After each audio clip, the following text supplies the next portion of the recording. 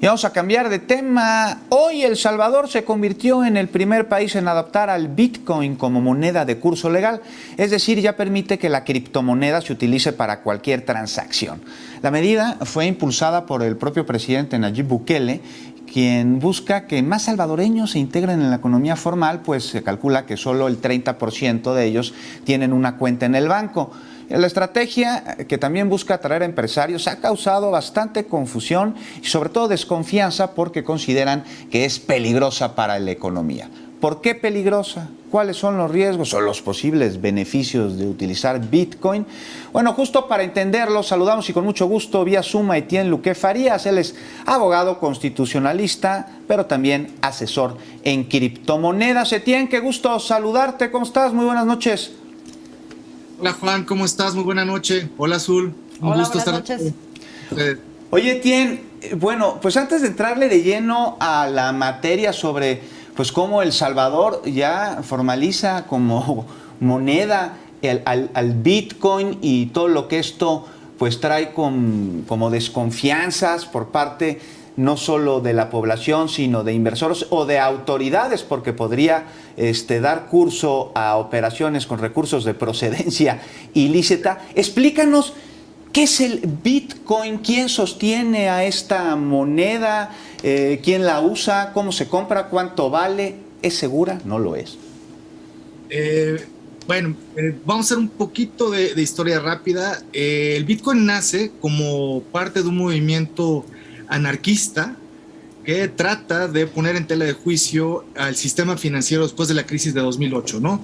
Tú sabes que se hizo todo un problema con las hipotecas, se rehipotecaron, el Banco Central de los Estados Unidos y otros bancos centrales no tuvieron el control sobre la política monetaria y esto llevó a la crisis de 2008, lo cual generó pérdidas terribles para las personas, casas, cuentas de banco, ahorros, etcétera, etcétera. En este contexto es cuando sale un grupo de programadores y dicen vamos a cambiar el dinero en el mundo. Y justamente lo que proponen es hacer la primera aprovechando este tipo de tecnologías. Entonces, digamos, la propuesta de Bitcoin es justamente ser la primera moneda que no tiene autoridad, que no tiene presidente, que no tiene nadie que lo respalde, sino el propio ecosistema que está atrás de él. Al final de cuentas es un código que corre en muchas computadoras y esto es lo que lo hace ser descentralizado y al mismo tiempo justamente difícil de atacar, porque al final de cuentas si tú vas en contra de Bitcoin, pues tienes que ir en contra de todas las computadoras que están corriendo este código computacional. Digamos, en este sentido es una propuesta muy dura en contra de las finanzas tradicionales, tal y como conocemos, en contra incluso del sistema capitalista, ¿no? Y es justamente muy curioso que una criptomoneda que haya nacido en teoría para hacer una competencia a los bancos centrales, hoy en día esté siendo adoptada por un país como moneda de curso legal, ¿no? Pero, digamos, a final de cuentas, la idea que hay detrás de Bitcoin es que tú tienes la posibilidad de hacer intercambios en código computacional, los cuales se hacen de forma rápida y segura, y sobre los cuales tú no necesitas el permiso de nadie.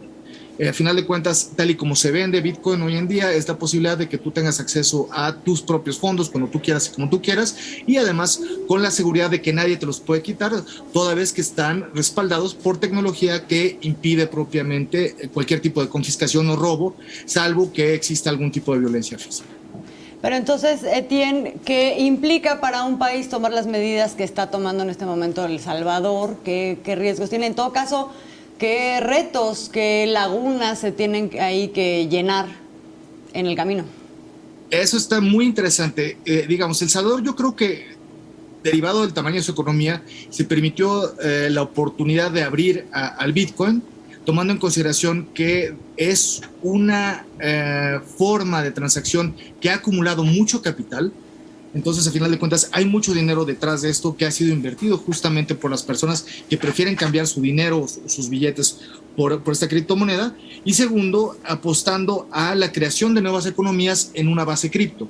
La parte interesante justamente de las criptomonedas, y es un poco lo que decía Juan al principio, es que se convierten en bancos en sí mismos, ¿no? Pensemos que una criptomoneda te da propiamente tu reserva de valor, es decir, tu moneda, tu billete, y en paralelo te permite tener el sistema de pago para hacerlo. Es decir, es un banco incluido en un código computacional, y esto es lo que lo hace completamente distinto al sistema financiero tradicional. En este sentido es que Bitcoin permitiría una inclusión financiera que no es posible tener hoy en día. En pocas palabras, tú no necesitas tener una sucursal de banco o cajas fuertes, sino lo que necesitas es un celular, una aplicación, y a través de eso puedes hacer cualquier tipo de intercambio económico. Entonces, digamos, la apuesta sería un poco a esta idea que se le denomina de leapfrogging, es decir, un salto de rana, en el cual en vez de que un país tenga que gastar mucho dinero en agotar etapas, ¿no?, que los países primermundistas capitalistas tuvieron que agotar, puedas tú con el uso de tecnología no pasar de la etapa A a la etapa Z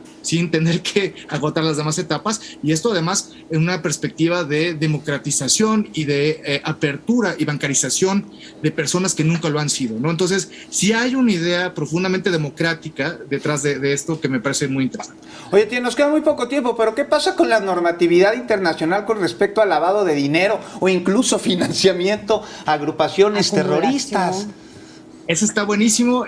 Digamos, por ejemplo, en términos de lo que se ha hecho, existen normas muy duras en términos de prevención del lavado de dinero.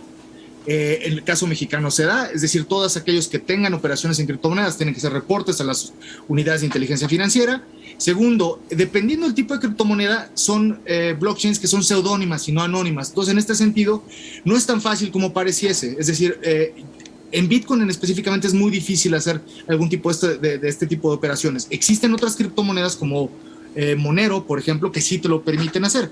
Entonces, digamos, estamos en esta encrucijada justamente entre el nacimiento de nuevas economías, nuevo dinero, frente a necesidades de control que están ahí. Claro. No podemos quitarle el dedo de renglón, Juan, y esto es bien interesante, que parte de la idea de los cypherpunks, de los anarquistas que estaban detrás de esto, era justamente que no pudieras dar ningún tipo de seguimiento, ¿no? Por una filosofía de libertad, más que por...